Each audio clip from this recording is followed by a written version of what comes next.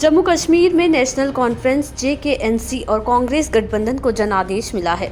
JKNC के उपाध्यक्ष उमर अब्दुल्ला प्रदेश के नए मुख्यमंत्री बनेंगे। मीडिया से बातचीत करते हुए उमर अब्दुल्ला ने कहा कि दिल्ली और हमारे बीच एक अंतर है। दिल्ली कभी पूर्ण राज्य नहीं थी और किसी ने इसे राज्य बनाने का कभी वादा नहीं किया था। 2019 के पहले जम्मू कश्मीर एक राज्य था और राज्य का दर्जा बहाल करने का वादा हमसे किया गया है।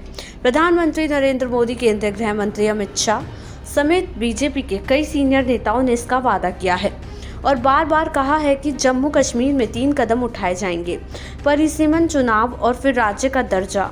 परिसीमन और चुनाव हो गए हैं, अब राज्य का दर्जा बाकी है। यहाँ सरकार बनने के बाद मुझे उम्मीद है कि कैबिनेट का पहला फैसला राज्य का दर्जा देने का प्रस्ताव पारित करना होगा और प्रस्ताव PM मोदी को भेजा जाएगा। बडगाम और गेंदरबल में से कौन सी सीट छोड़ेंगे, इस पर उमर अब्दुल्ला ने कहा कि मैं दोनों सीटें नहीं रख सकता, मुझे एक सीट छोड़नी होगी।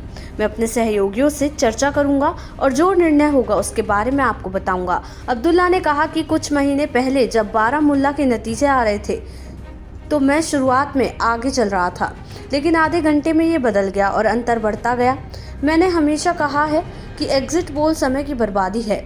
जम्मू कश्मीर विधानसभा में 5 मनोनीत विधायकों पर उमर अब्दुल्ला ने कहा कि मैं उन्हें सुझाव दूंगा कि वो ऐसा ना करें। इन 5 को मनोनीत करने से सरकार नहीं बदलेगी तो इसका क्या फायदा है? आप अनावश्यक रूप से विपक्ष में बैठने के लिए 5 लोगों को मनोनीत करेंगे। लड़ाई होगी क्योंकि हमें फिर सुप्रीम कोर्ट जाना होगा और इसके खिलाफ अपील करनी होगी। सरकार बनने दें, उन्हें सुझाव देने दें और उसके आधार पर LG को मनोनीत करना चाहिए। ये 5 विधायक कोई बदलाव नहीं लाएंगे। निर्दलीय उम्मीदवार हमसे बात कर रहे हैं, वो हमारे साथ जुड़ेंगे ताकि हमारी बढ़त बढ़ जाए। JKNC कांग्रेस गठबंधन की चुनावी जीत के बाद उमर अब्दुल्ला ने कहा कि मैं जम्मू कश्मीर के मतदाताओं का बहुत आभारी हूँ कि उन्होंने अपने वोट का इस्तेमाल किया। पिछले 8 से 10 वर्षों से यहाँ लोकतंत्र को पनपने नहीं दिया गया था। JKNC कांग्रेस गठबंधन को बहुमत मिला।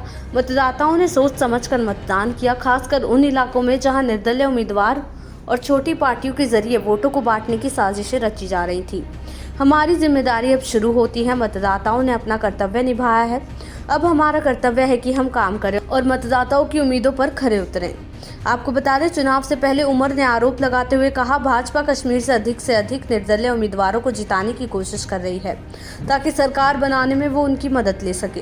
कहा, जब परिणाम घोषित होंगे तो ना ही भाजपा और ना ही उनकी चालें सफल होंगी। उन्होंने कहा कि ये देखना बाकी है कि निर्दलीय उम्मीदवारों का एजेंडा क्या है, वो जम्मू कश्मीर के लोगों के लिए क्या हासिल करना चाहते हैं। देश दुनिया की ऐसी ही तमाम खबरों के लिए देखते रहें समय डिजिटल।